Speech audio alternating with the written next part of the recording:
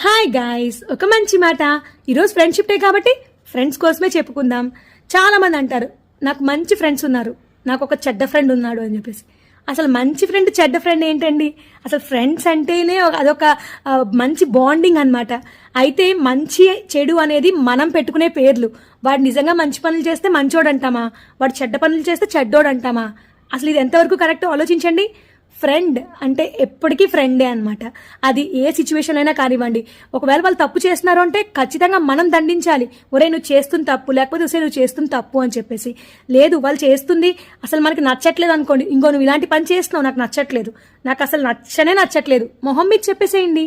అంతేకాని ఏదో ఒక తప్పు జరిగిందని లేదా ఏదో ఒక బ్యాడ్ సిచ్యువేషన్ వచ్చిందని చెప్పేసి ఒకళ్ళు వదిలేస్తే అది ఫ్రెండ్షిప్ ఎట్లా అవుతుందండి?